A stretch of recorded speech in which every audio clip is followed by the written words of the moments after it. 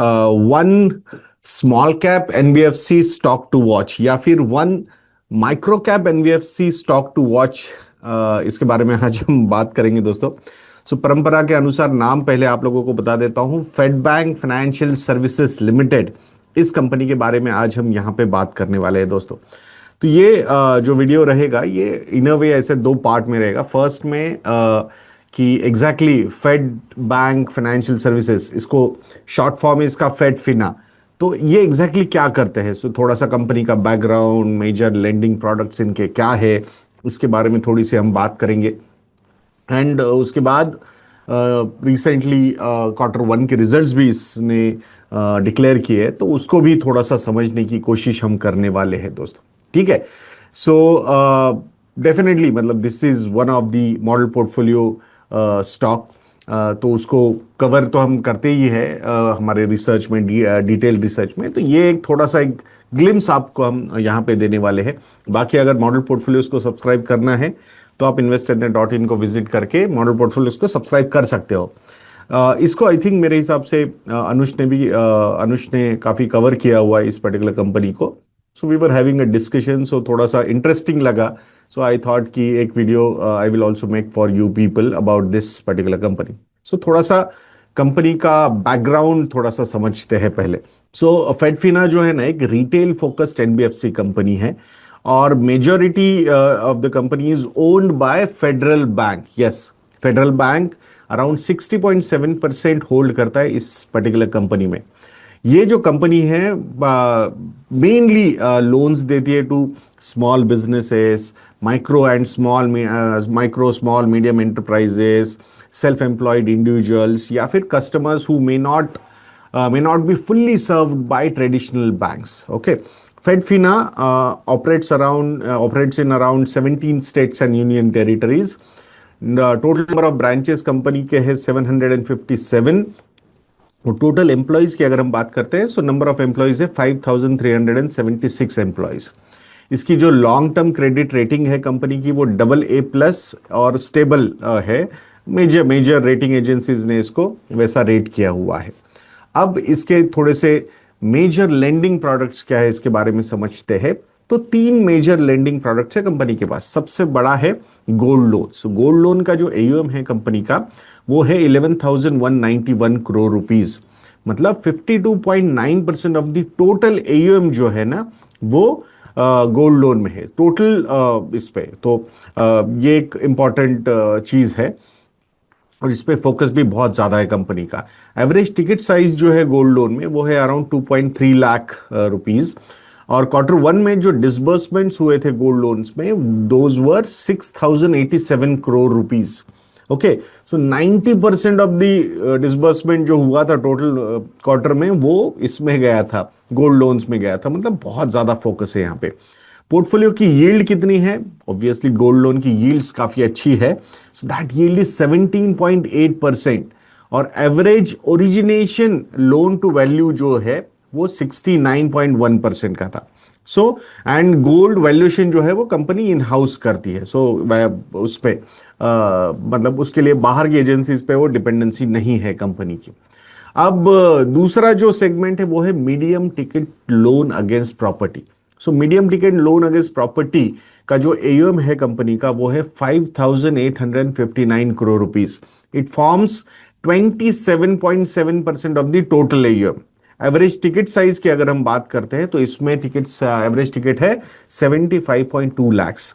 Quarter one में जो disbursements थे इस सेगमेंट के अंडर वो थे 529 करोड़।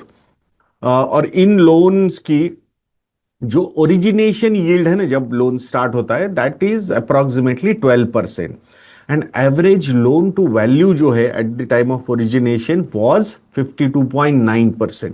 तो वैसे मतलब इन अ वे अगर ये दो मेजर कंट्रीब्यूटर्स देखते हो तो थोड़ा सा सेक्योर्ड लेंडिंग का फोकस ज्यादा है कंपनी का। Then small ticket loan against property and housing loans, तो AUM stands at around 3,918 crore rupees. It forms around 18.5% of the total. Average ticket size अगर हम देखते हैं तो ये वो है 15,20,000 रुपए। Q1 के डिसबर्समेंट्स 144 करोड़ रुपीस के ही थे ओरिजिनेशन यील्ड जो थी दैट वाज अराउंड 15.1%, और average origination loan to value was 53.4%। Okay, अब थोड़ा सा बिजनेस मॉडल कैसे वर्क होता है इस कंपनी का, इसके बारे में समझते हैं। सो इन गोल्ड लोन्स, फेडफिना जो है वो it they lend against the gold jewellery. So these are small ticket loans, short duration loans, high yield loans, highly collateralized loans है ये, ठीक है। सो इन मॉर्गेज लोन्स जो कंपनी जो है वो it lends against the residential और commercial property, but it must be owned by the borrower. Okay, residential and commercial properties. And typical customers कौन है इनके, जैसे कि शॉपकीपर्स हुए, या फिर रेस्टोरेंट ओनर्स हुए, या फिर मैन्युफैक्चरर्स हुए, छोटे मैन्युफैक्चरर्स, टेलर्स हुए, या फिर स्मॉल बिजनेस ओनर्स हुए। एग्जाम्पल भी इन्होंने कुछ अपने प्रेजेंटेशंस में दिए हुए, जैसे कि tailor receiving 1 lakh rupees gold loan, a restaurant receiving around 70 lakh rupees of loan against property, a fabrication unit receiving around 15 lakhs rupees of small ticket loan against property. So therefore अगर हम यहाँ देखते हैं ना, this is not a primarily एक salaried personal loan company नहीं है, it is a secured MSME and self employed lending business। तो ये एक उन्होंने अपना एक मतलब एक स्टाइल ऑफ लेंडिंग इन्होंने क्रिएट किया हुआ है। So how safe is the loan book, ये थोड़ा सा समझते पहले। सो 99.2% of the total AUM is secured either by gold या फिर बाय प्रॉपर्टी, ठीक है। And 81.8% of the mortgage AUM is secured by self occupied residential और कमर्शियल प्रॉपर्टी। तो दिस इज वेरी इंपॉर्टेंट। तो रिस्क कम हो जाती है, मतलब जिसने बोरोइंग की मतलब किया है, बोरो किया है कंपनी की तरफ से, तो वो या तो वो बंदा सेल्फ ऑक्यूपाइड मतलब रेसिडेंशियल प्रॉपर्टी है उसकी खुद की, या फिर कमर्शियल प्रॉपर्टी भी सेल्फ ऑक्यूपाइड है। तो ऐसे मॉर्गेज AUM है 81.8%। Around 78% of the mortgage AUM has CIBIL score above 700। सो 700 से ऊपर का सिबिल स्कोर स्ट्रांग कंसिडर किया जाता है, मतलब वहां पे जिसको लेंड किया गया उस पे risk associated with that particular lending is on a lower side. Average ticket size of retail instalment loans originated during the quarter was around 38 lakh rupees, ठीक है। तो इससे क्या इंटरप्रेट करेंगे हम कि सिक्योर्ड लेंडिंग जो है ना वो कंप्लीटली क्रेडिट रिस्क एलिमिनेट नहीं करता है, but obviously collateral generally improves the recovery prospects. कि भाई अगर आपने इतना या तो गोल्ड अगेंस्ट रखा हुआ है या फिर प्रॉपर्टी अगेंस्ट है, तो मतलब रिकवरी के प्रोस्पेक्ट्स काफ़ी बढ़ जाते हैं। It reduces the loss severity also, क्योंकि जब बोरोअर्स डिफॉल्ट करते हैं तो इन अ वे कुछ ना कुछ तो गिरवी है उनके पास, so that is beneficial thing. So and so that's why FedFina का biggest risk is not at all unsecured lending, क्योंकि जैसे हमने पहले भी बताया 99% of the 99.2% of the total AUM is secured। Okay, so इसके रिस्क कहाँ पे हो सकते हैं, एक हो सकता है quality of collateral, correct property and gold valuation, क्योंकि ये खुद करते हैं, इन हाउस है। Collection efficiency and gold price volatility भी इम्पैक्ट कर सकती है। एंड लास्ट रिस्क ये है कि कॉन्सेंट्रेशन इन पर्टिकुलर प्रोडक्ट्स और रीजन्स। तो जिस तरीके से अब गोल्ड लोन्स पे ही फोकस बहुत ज़्यादा किया जा रहा है, तो that is a concentration risk. दो भले ही वो गोल्ड में किया जा रहा है, बट अगर लोन टू वैल्यू अच्छी तरीके से मैनेज किया जाएगा, अमाउंट्स छोटे रखे रखे जाएंगे एंड पूरे इंडिया में डाइवर्सिफाई किया जाएगा, तो then it is there should not be a problem. अब थोड़ा सा स्केल ऑफ द कंपनी समझते हैं दोस्तों। सो फेडफिना का जो AUM है वो मतलब FY17 में अराउंड 1000 करोड़ रुपीस का था, और अब बन चुका है 21,136 करोड़ रुपीस, यानी कि 21 times in 9 years the AUM has increased. और ब्रांचेस कितनी बड़ी है, during the same period branches increase from 107 to 757। Employ का काउंट इंक्रीज हुआ है फ्रॉम 579 टू 5376। और अगर AUM की जर्नी हम देखते हैं तो आपको स्क्रीन पे नजर आ रही होगी, FY17, 19, FY22, FY24, FY25 and FY26, इस तरीके से ये 1000 करोड़ से 21,000 करोड़ रुपीस तक ये AUM यहाँ पे बढ़ा है। So this shows that कि FedFina has moved from a small NBFC to a meaningful secured retail lending platform. So भले ही मार्केट कैपिटलाइजेशन अगर 5-6 हज़ार करोड़ के बीच में है, तो ये माइक्रो कैप कंपनी है, बट एसेट्स अंडर मैनेजमेंट एक छोटी कम स्मॉल एनबीएफसी से काफी उन्होंने बढ़ाए हैं to 21,000 crore rupees. So that's a good journey which they have travelled. अब दूसरा पार्ट ऑफ द वीडियो पे चलते हैं दोस्तों, वो है क्वार्टर 1 FY 2027 के जो रिजल्ट्स आए कंपनी के, उसको थोड़ा सा समझते हैं। सो लोन बुक ग्रोथ अगर हम देखेंगे तो टोटल एयूएम ग्रोथ रही year on year around 34.7%, from 15,600 crore rupees to 21,100 crore rupees. Sequential growth अगर हम देखते हैं तो एयूएम की ग्रोथ रही 4.9% की, अप्रोक्सीमेटली 1,000 करोड़ रुपए इस पर्टिकुलर क्वार्टर, लास्ट क्वार्टर में उन्होंने ऐड किए हैं। डिसबर्समेंट्स जो है वो भी इंक्रीज हुई है from 5,933 crore rupees to 6,760 crore rupees. So that is 13.9% year on year increase, ये डिसबर्समेंट्स की अगर हम बात करते हैं। और डिसबर्समेंट्स क्वार्टर ऑन क्वार्टर अगर हम देखते हैं तो यहाँ पे 42.1% से डिक्लाइन हुए हैं फ्रॉम 11,665 करोड़ रुपीज। सो इससे क्या इंटरप्रेट करेंगे?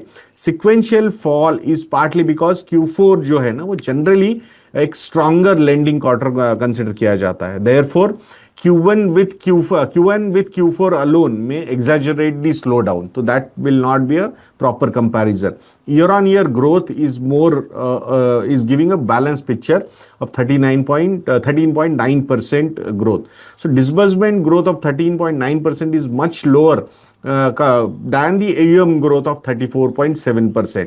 ये क्या दर्शाता है कि एक तो गोल्ड प्राइस का जो एप्रिसिएशन है, या फिर हायर एवरेज लोन वैल्यूज है, लोअर रिपेमेंट्स है, पोर्टफोलियो रिटेंशन है।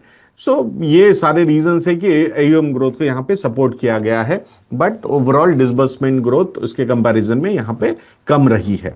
सो गोल्ड लोन्स जो है ना वो सबसे ज्यादा यहाँ पे ग्रोथ को ड्राइव कर रहे हैं। So AUM movement from Q4 FY 2026 to Q1 FY 2027 की अगर हम बात करते हैं तो total AUM hardly 983 crore rupees से बढ़ा है। So from 20,153 crore rupees to 21,136 crore rupees. And gold loan AUM जो है वो 839 करोड़ रुपीज से बढ़ा है, from 10,352 crore rupees to 11,191 crore rupees. Non gold AUM increase कितनी रही? So that was around 144 crore rupees की, from 9,801 crore rupees to 9,946 crore rupees. So की कैलकुलेशन यहां पे क्या होगा? So gold loans contributed approximately 85% of the मतलब ये इंक्रीमेंटल ग्रोथ। सो 839 करोड़ रुपीज गोल्ड से आया है, तो out of the 983, so that's why roughly around 85% of the sequential AUM growth came from gold loans. Okay, अब गोल्ड कैसे डिसबर्समेंट्स को और ज्यादा डोमिनेट कर रहा है इसको भी समझते हैं। Out of the total Q1 disbursements, कितना था Q1 का डिसबर्समेंट? 6,760 करोड़ रुपीज। उसमें से गोल्ड लोन्स कितने थे? 6,087 crore rupees. Medium ticket loan against property कितना था? 529 crore rupees. And small ticket LAP and housing loans पर 144 crore rupees. That's why disbursement का मिक्स अगर हम देखते हैं तो gold loans approximately 90%, medium ticket size LAP approximately 8%, and small ticket LAP and housing loan approximately 2%. तो majority of the disbursements have happened in gold loans. तो in a way gold loan company बनती हुई थोड़ी सी और ज्यादा हमें नजर आ रही है। दो company has not said that कि नहीं हम यही करेंगे और कुछ नहीं करेंगे, बट प्रीडोमिनेटली वो एक कोर कॉम्पिटेंस उनका डेवलप होता हुआ नजर आता है। सो इंपॉर्टेंट ट्रेंड यहाँ पे क्या है कि गोल्ड लोन डिसबर्समेंट्स जो है वो Q1 FY 2026 में 5,284 करोड़ रुपीस के थे, वो बढ़ गए around to 6,087 crore rupees. So growth of approximately 15%। Medium ticket LAP has increase by 18% from 449 crore rupees to 529 crore rupees, and small ticket LAP and housing disbursements fell from 200 crore rupees to 144 crore rupees, means there is a decline of 28%। Okay, so इससे क्या interpret करेंगे हम कि fade फिना जो है it describes as a twin engine gold and mortgage lender, but currently gold loan engine ही सबसे ज्यादा फायर कर रहा है, इंक्रीमेंटल ग्रोथ वहीं से आ रही है। So mortgage business is growing but not at the same pace as gold, ये हमने यहाँ पे समझना चाहिए। अब थोड़ा सा प्रॉफिटेबिलिटी के को एनालाइज करते हैं यहाँ पे। So revenue and NI growth को अगर हम एनालाइज करेंगे तो interest income increase from 491 crore rupees to 657 crore rupees and interest expenditure increase from 218 crore rupees to 272 crore rupees. So core net interest income कितना बढ़ा फिर, 273 करोड़ रुपीज से वो बढ़ के हुआ 384 करोड़ रुपीज। मतलब there is a growth of 40.6% in core net interest income. Okay. However, the company reported a 12.9 crore rupees loss on direct assignment. So in the previous quarter, the loss was 5.5 crore rupees. वो इस बार 12.9 crore rupees रहा. After this adjustment also, reported net interest income जो है वो 38.7% से बढ़ा and the number is 371.9 crore rupees. और net total income जो है वो increase हुआ 32.8% से and the number is at 397.6 crore rupees. So इससे क्या इंटरप्रेट करेंगे हम कि कोर लेंडिंग इनकम जो है वो फास्टर ग्रो हुआ है compare to the loan book. This indicates कि a richer gold loan mix, क्योंकि उसमें यील्ड्स जो है ना वो हायर साइड में है, स्ट्रॉन्ग यील्ड्स मिल रहे हैं उनको and lower funding cost. So funding cost भी काफी लोअर है एंड जो अर्निंग एसेट यूटिलाइजेशन है वो काफी अच्छी तरीके से कंपनी कर पा रही है यहाँ पे। अब चलते हैं ऑपरेटिंग प्रॉफिट ग्रोथ की तरफ, which was also stronger, even more stronger हम ये बोलेंगे। सो ऑपरेटिंग एक्सपेंसेस कितने इंक्रीज हुए, फ्रॉम 174 टू 210, मतलब growth of 20.5%। Okay, but the net total income growth कितनी थी, 32.8% की। So as income grew faster than costs, that's why operating profit increased from 125 crore rupees to 187 crore rupees. So which was a growth of 49.9%. Or the best part about this particular quarter's results, cost to income ratio improved from 58.2% to 52.8%. Means there is an improvement of 538 basis points. This is one of the strongest parts of the results. Branch का network हो या employ network जो है which was created in previous years, it is actually now generating better operating leverage. So every 100 rupees of net income required approximately 58.2 rupees of operating cost last year.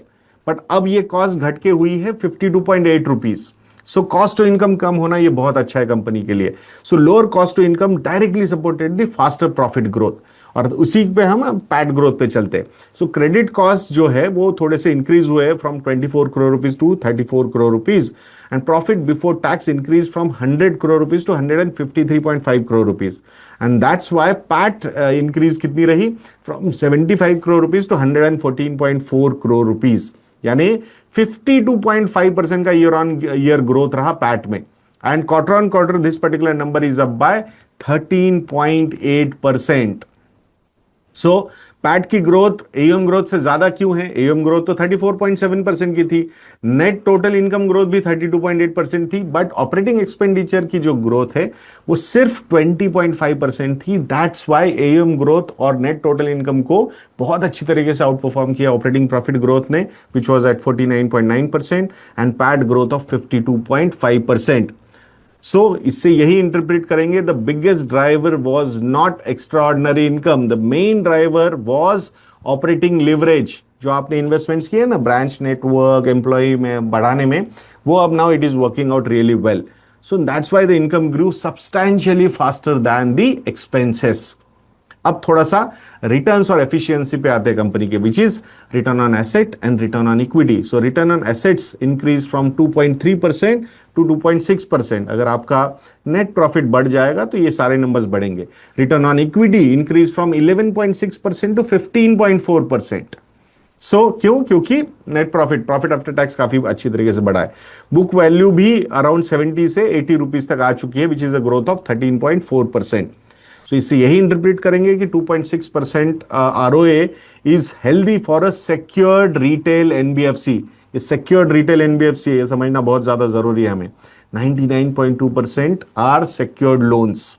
Okay, so return on equity improvement जो है वो भी काफी positive है, but investor must understand that कि it came from higher profitability, better cost efficiency and higher balance sheet leverage. Okay, अब थोड़ा सा कैपिटल एडिक्वेसी की तरफ चलते हैं। रिस्क वेटेड एसेट्स जो है ना, वो सो CRAR जो है वो 22.4% से घट के वो हुआ है 20.7%। That is a decline of 169 basis points. Okay, so shareholders funds increased only 14%। कितने shareholders funds? Around 3003 crore rupees. AUM increase by 34.7%। Shareholders के फंड्स ज्यादा नहीं ग्रो हुए। So borrowing stood at approximately 14,696 crore rupees. If you are managing your business well, तो हमेशा ऐसा लगता है कि अच्छा है कि डेट रेज करके बिजनेस बढ़ाना चाहिए, बट आई थिंक उसका एक अच्छा बैलेंस होना चाहिए कि इक्विटी का भी इन्फ्यूजन होना चाहिए उसमें, and that's where the capital adequacy will play. So current capital adequacy ratio is 20.7%, which is still comfortable, but AUM is growing much faster than equity. मतलब कैपिटल जो ओन कैपिटल होता है ना, तो वो मतलब शेयर होल्डर्स फंड उसके उससे ज्यादा उसकी ग्रोथ के कंपैरिजन में AUM ग्रोथ बहुत ज्यादा है। एंड बिकॉज 30-35% से अगर फेड फिना ग्रो कर रहा है यहाँ पे, तो it will eventually need more retained earnings और and subordinated debt and fresh equity capital भी है उसकी जगह वो लग सकता है। Therefore high growth is improving return on equity today. आज तो बढ़, क्योंकि आपका शेयर होल्डर्स इक्विटी तो कम कम है क्योंकि आपने डेट ज्यादा, बोरोइंग ज्यादा ली है, बट कैपिटल कंजम्पशन उसको मॉनिटर करना होगा, किस फॉर्म में कैपिटल कंज्यूम किया जा रहा है। So that is going to be a balancing act कि आपको कैसे उसको रिस्क को मैनेज करना है। अब एसेट क्वालिटी एनालिसिस थोड़ा सा करते हैं। सो ओवरऑल एनपीएस जो है ना वो ये इंप्रूव हुए हैं। लास्ट ईयर सेम क्वार्टर में 2% का स्टेज 3 ग्रॉस स्टेज 3 एसेट्स थे। Then in Q4 FY26 it was 1.9% and now it is at 1.6%। तो ये इंप्रूव हुए हैं। नेट स्टेज 3 एसेट्स की अगर हम बात करते हैं, so last year same quarter 1.2% थे, last quarter it was 1.3%, but now it is at only 1%। So which is मतलब gross and net NPAs improve हुए हैं। प्रोविजन कवरेज की अगर हम बात करते हैं, it has improve from 32.3% to 38.4%। And reported credit cost जो है कंपनी पे that is around 0.8%, but looking at the yield of the company ये काफी मैनेजेबल है, there is no problem. So interpret तो यही करना चाहिए हमने कि स्ट्रॉन्ग AUM ग्रोथ जो है has not yet resulted in any of the deterioration in headline asset quality. So this is really positive because rapid NBFC growth often creates credit quality problems after a lag. But इस company के साथ अभी तक ऐसा नहीं हुआ है, so that's a positive sign. Stage 2 assets need little bit of monitoring because last quarter के कंपैरिजन में ये 2.2 से 2.7% तक बढ़े हैं। सो आई थिंक उस पर एक नजर होनी चाहिए। मतलब 313 करोड़ से 436 करोड़ रुपए, this which is an increase of 123 crore rupees quarter on quarter. This particular number has gone up by 39%। ठीक है, बट स्टेज 2 के जो लोन्स है वो अभी तक एनपीएस नहीं बने हैं। They represent loans where credit risk has increased, therefore this is an early warning indicator. Okay, तो ये इसको फाइनल मत मत समझिए कि investor should track over the next few quarters कि भाई ये इसमें से कितने स्टेज 3 पे चले जाते हैं। ओके, सो प्रोडक्ट वाइज अगर एसेट क्वालिटी हमें देखनी है तो गोल्ड लोन्स का स्टेज 3.1% ही है, ग्रॉस स्टेज 3, और net stage 3.1%। Mortgage 3.4% gross and net is 2.2%। So mortgage provision coverage ratio is around 36.4. The main point is business loans. Gross is 25.2% का gross NPA है, net NPA 1.5%, but जो business बचा हुआ है इसमें, business loan assets under funding, it is only 48 crore rupees out of 21,000 crore rupees, 48 crore rupees ही है। So which is not at all affecting the overall book. Okay, so interpret यही करेंगे हम कि gold loan asset quality is exceptionally strong. Mortgage is the company's main credit risk segment. Okay, so mortgage gross NPAs यहां पे improve हुए from 3.8% to 3.4%। okay, but net NPAs increased from 2.1% to 2.2%, and that is majorly affecting the overall credit cost। तो इसीलिए इस पे नजर होनी चाहिए, but how company grows its secured lending और कैसे ये अपनी यील्ड मेंटेन कर पाती है company, so that is going to be an interesting thing. ठीक है। अब गोल्ड लोन का थोड़ा सा रिस्क एनालिसिस करते हैं। Number of gold loan branches increase from 486 to 632 in last 1 year. Gold AUM per branch increased from 13 crore to 17.7 crore, and gold tonnage increased from 11.2 to 12.7. Okay, so which is a growth of 13.5%. So gold AUM increased by 76.7% year on year, but gold tonnage इतना ज्यादा नहीं बढ़ा है।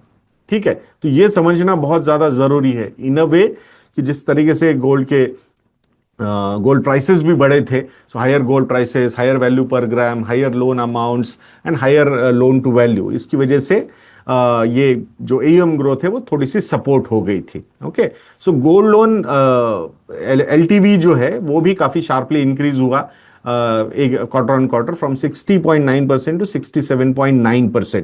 So average LTV on the new gold loan originations was around was even higher at 69.1%.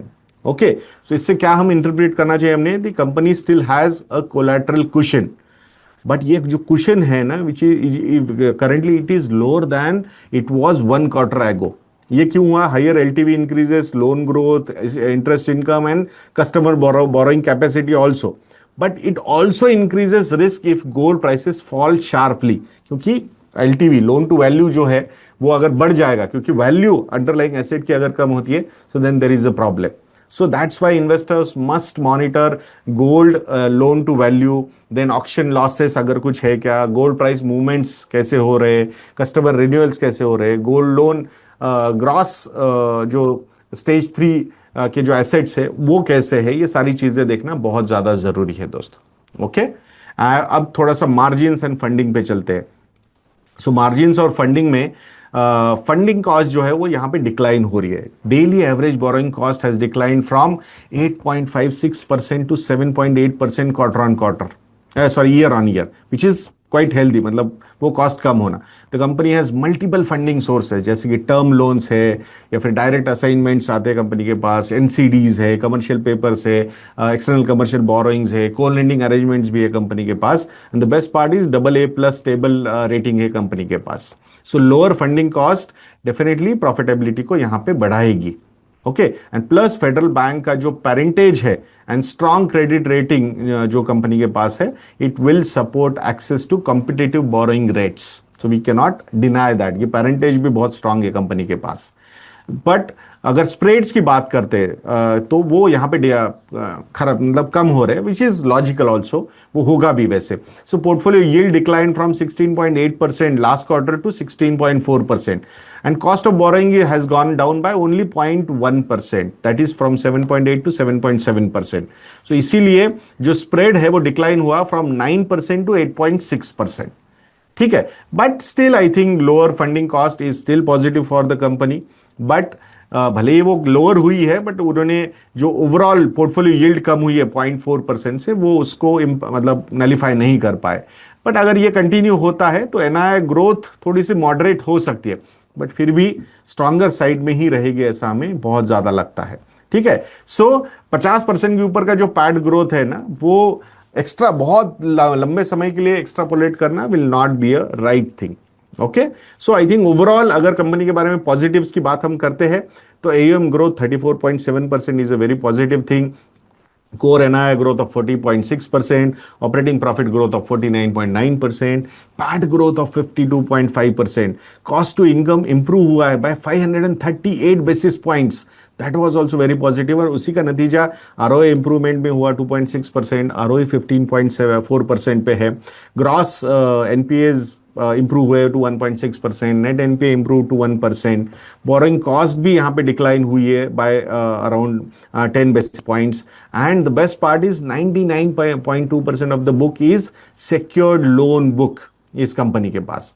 और तो अच्छी अच्छी बातें तो कर दी हमने. रिस्क क्या क्या है? रिस्क ये है कि gold low forms 52.9% of the total AUM, और जो नया सिक्वेंशियल एयूएम ग्रोथ जो हो रही है 85% is coming from gold loans. Overall Q1 के डिसबर्समेंट्स में 90% disbursements are in gold. Gold loan LTV जो है वो 60.9% से 67.9% हुई है. ये क्यों हुआ? बिकॉज गोल्ड के प्राइसेस भी गिरे हैं. सो इन अ वे ऑब्वियसली जो रिस्क है थोड़ी सी उसकी वजह से बढ़ गई है। स्टेज 2 एसेट्स भी यहाँ पे थोड़े से बढ़े फ्रॉम 2.2% टू 2.7%। इस पे इन्वेस्टर्स की नज़र होनी चाहिए, क्या ये स्टेज 3 में कन्वर्ट होते हैं क्या, तो फिर प्रोविजनिंग वगैरह करनी पड़ सकती है। ओके, मॉर्गेज नेट जो है stage 3 has increased marginally to 2.2%। Spread यहाँ पे थोड़े से डिक्रीज हुए from 9% to 8.6%, but still it is quite healthy. And जो कैपिटल एडिक्वेसी है वो 169 बेसिस पॉइंट से यहाँ पे गिरी है टू 220.7%।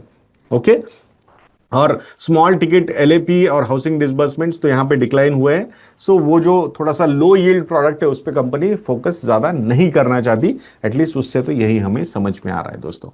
तो कैसा लगा ये वीडियो, ये कमेंट सेक्शन में लिखना बिल्कुल मत भूलिएगा दोस्तों। एंड हम ना 30 अगस्त को दिल्ली में एक सेशन कर रहे हैं on how to achieve financial freedom. तो if you want to join that session, offline session है, फेस टू फेस रहेगा, तो you can book your ticket. The description link में, डिस्क्रिप्शन में हमने वो बुकिंग लिंक आपको, आप लोगों को प्रोवाइड की है। नेक्स्ट वीडियो तक के लिए आज्ञा दीजिए दोस्तों। जय हिंद।